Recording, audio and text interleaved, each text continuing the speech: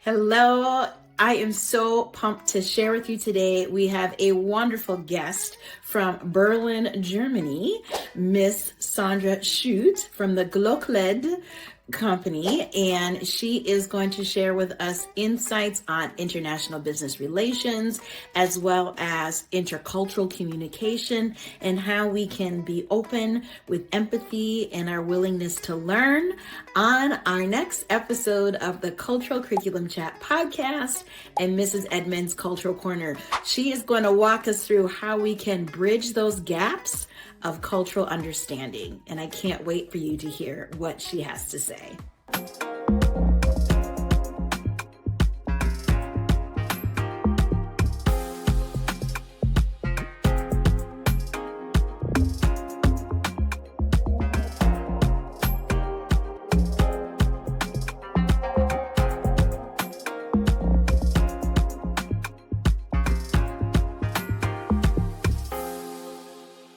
Hello, everyone. Welcome back to the Cultural Curriculum Chat podcast. And if you are watching on YouTube, Mrs. Edmonds Cultural Corner.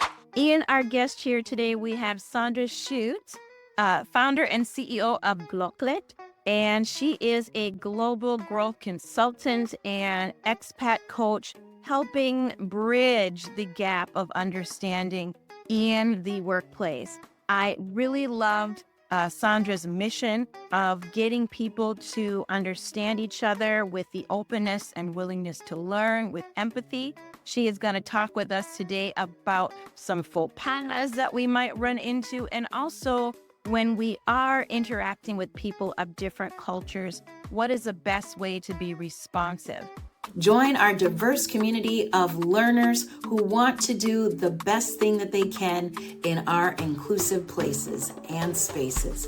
Be sure to subscribe to our YouTube channel so you are in the mix of all things multicultural educational practices and inclusive workplace strategies.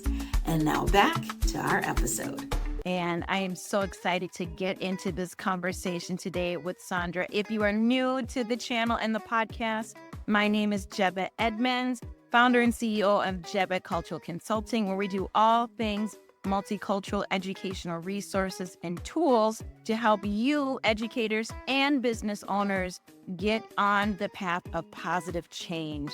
So welcome, Sandra. I am so happy you are with us today. Thank you so much, Deborah, for having me. Yes, welcome. So help our audience understand, before we get into intercultural competency shop talk, give us a little bit about you and your background. Yes, happy to do that. So as you might hear, I'm not American. I'm not British either. I lived in London, though, for quite a while. I'm German, currently also based in Germany. How did I end up here, like in the intercultural consulting industry? So I would say for me, I basically grew up in an intercultural context. First of all, so my parents, they were born and raised in Romania, nowadays known as Romania. But there is even more of an intercultural story behind this, because let me jump back into history class here a bit. So in the 1800s, groups of people from Germany migrated into an area that was Austria, Hungary at that time, and then became Romania. So you can imagine a lot of people migrating to this area. And then there, they basically created their own community. They had German schools there. They only spoke German villages, like a couple of German villages at the end of the day. And that kind of an extra culture that emerged, you could even say, right? Because those were like the Germans that migrated from Germany to what is now known Romania, but still kept their German culture, but obviously kind of mixed it with the Romanian culture there, which kind of had a new culture emerging. And then these people, like my family and all of the relatives I have, then came back to Germany. And then I was born in Germany, and I grew up with this kind of third culture, you could say.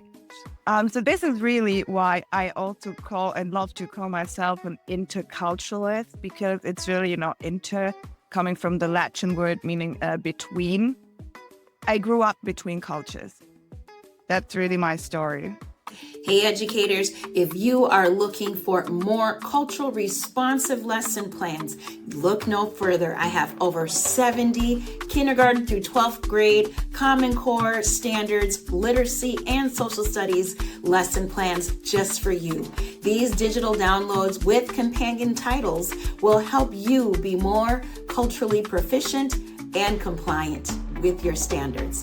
Follow the link below so you can purchase your lesson plan today.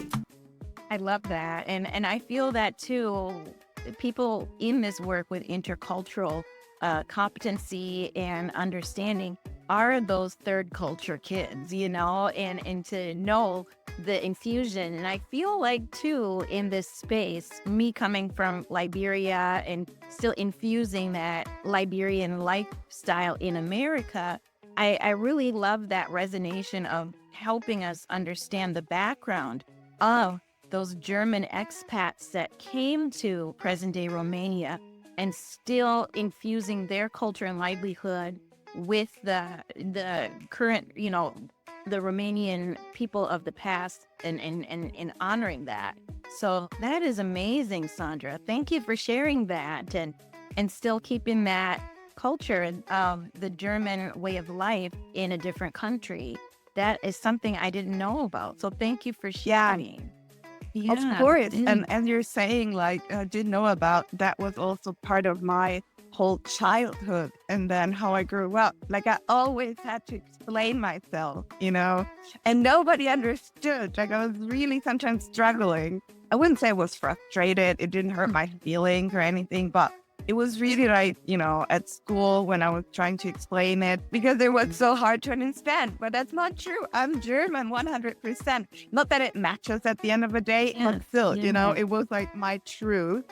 And I think it kind of also influenced me into, wanting to understand what culture is, because I really was confronted by it so early. Yeah.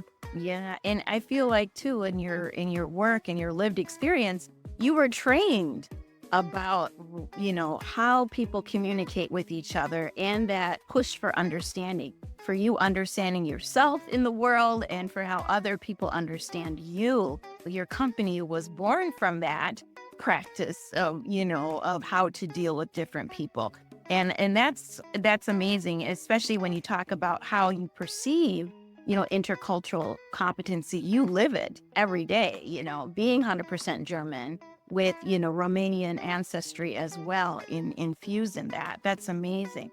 So when we're talking about, I love your mission that you have on there of you, working in Silicon Valley and moving to London and living up there and in Germany. And I love how you have this metaphor on your website. And I will have this, friends, in the show notes to learn more about Sandra's work of being that iconic Golden Gate Bridge, you said, and I quote, where you begin to understand your role to bridge between the different cultures and business landscapes. I love how you put that, Sandra, because so many people in the business community are looking for that bridge. So many people have that stuckness of, and the tools that they can put into practice, I think is also empowering for them as well, to know you're there to guide them through it. And then they feel safe enough to ask you those questions, before they go to a client or, or a schoolmate. Like you said, oh, I didn't realize that their culture, is more individualistic than collective, with those surprises, isn't it? That's so true. Yeah, never a dull moment. Are you looking for a DEI inclusive workplace facilitator who has plenty of experience helping you cultivate those courageous conversations in order to move forward? Look no further. I am here to share with you that I have limited number of spots for professional development trainings this month, and we will cover topics of unconscious bias, inclusive workplace strategies, as well as recruitment and retention of BIPOC staff and clients. If you'd like to learn more, book a consultation with me in the information below. And now back to our episode. My other question for you, Sandra, too, is when we're talking about working with companies and that stuckness and how you guide companies through those touch points and those pain points, is there something that community members and even people listening would take away from you, some quick strategy that they could navigate right now? Yeah, that's a tricky question because, I have to answer it depends. Yes. But I would always say, as I was mentioning at the beginning, start beforehand. Like, don't just go into a market and then you lose money. You lose money and you lose time. It doesn't make sense. So start beforehand. Get some help. Do your research. And yeah, really make sure. So first of all, why would you like to choose this or that country, that market, and what are cultural peculiarities? That's all I can say, and then trying to adapt it to, and this can go into a lot of directions or affect a lot of things.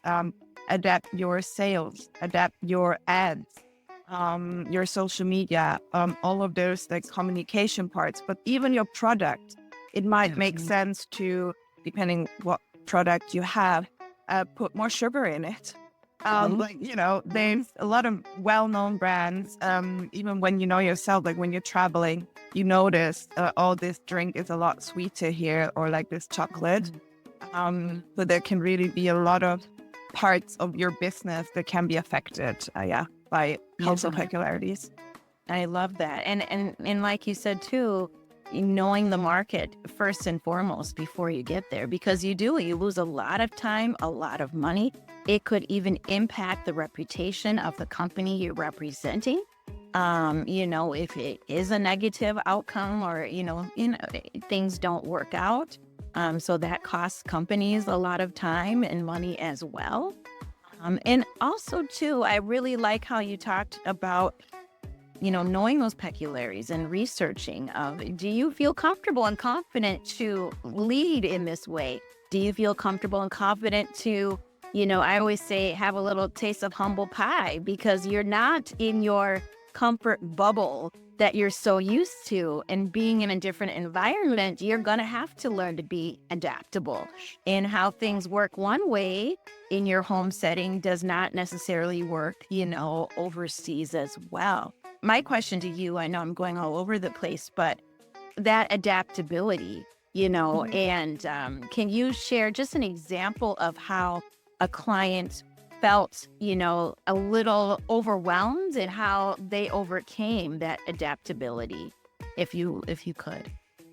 Mm-hmm. Yeah, of course. So I had this client project. It was about a smartwatch, and they wanted to approach 3 different markets. And it was very interesting because it's also about, it's a consumer product, first of all. And it was about fitness, right? So this was like the goal.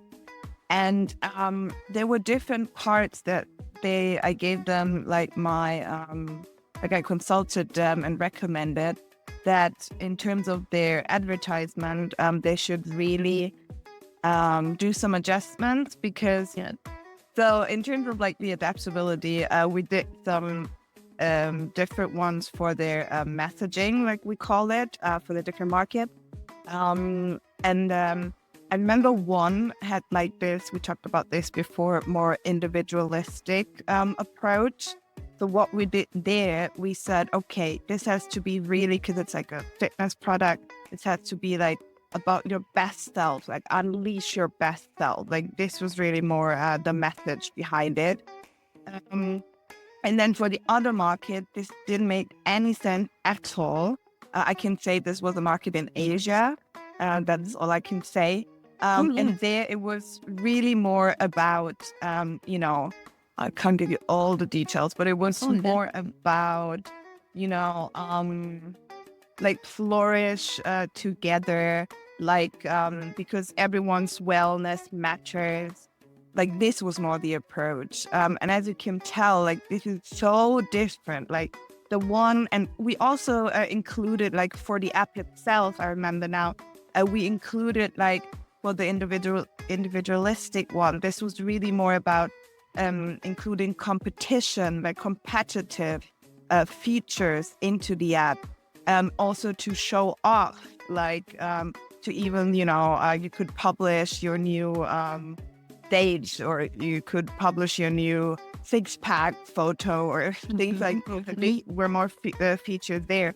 Whereas in the other one, it was more about having group chats, like supporting each other, and more about this like togetherness. We're in this together approach. Those are just like some simple examples. Of course, we went further, but that's what I'm happy to share with you to give them an idea. Hello, business leaders and event planners. My name is Jebba Edmonds, and I am a professional keynote speaker. I have been on dozens of stages covering topics of resilience, leadership, and cultural competency. If you are interested in a speaker who is energetic, poised, and comes with a lot of lived experience, feel free to book an appointment with me. We have a few slots open this month, and I cannot wait for you to reserve one. And now back to our episode. I love that. And it is with adaptability of adapting to what the consumer wants. They have different personalities, different, lenses, cultural lenses. Some people want to have that interpersonal discipline. Others want that group accountability and guidance. And that's amazing that you're on the forefront of helping companies, translate it per se in different markets that have different needs. And oh man, I could talk to you about this all day. This is amazing. And I tell you, I am a big fan of your work. I watched a previous episode of yours about a person that is in the baby food industry and how he had to research the markets, and to also understand there's going to be families all over the world and their needs are going to be to feed their baby. So what can we do and how does that look like, from different markets? And just having that, thinking outside of the box approach and then getting really minute and finite of which consumer needs what, because it will look different. And so, Sandra, I tip my hat. I'm just huge fan of your work. And already just following you and your work and having those conversations, I think is really important, especially like you said, bridging the gap and understanding differences. And I love how you talk about the willingness to learn. You have to open your eyes and learn from others. And that's how we grow, together globally. I feel like a lot of us still today are still trying to feel that comfort, but I think the most growth is to learn from each other and be out there. There's an old African proverb that says to travel is to learn. And I'm so happy that you are teaching those skills to those that need that while they're traveling or having a new, experience, overseas for their company or for themselves. So thank you for that, Sandra. So where can we find you and your work? Can you share where can we find you? Of course. So there's my website. I'm sure you'll also put it somewhere. It's glocled.com. So glocled.com. That's the website. And then, of course, on LinkedIn, I'm always happy to connect with my personal page there and also with the company's page, of course. We do also have an Instagram account, which is more sharing some struggles with the expat community. So you can also check out that one. Yeah, always happy to connect.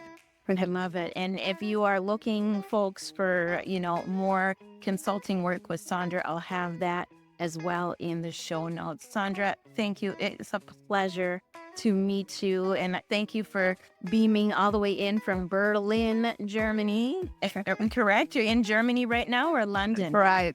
Yes, Germany. yes. So thank you so much for taking the time and sharing your insights with our audience. And thank you all, everyone, with the Culture Curriculum Chat podcast and Mrs. Edmonds Cultural Corner, where we share lots of inclusive strategies to get you ready to promote positive change at work and in your community. I'll see you next time. Bye-bye.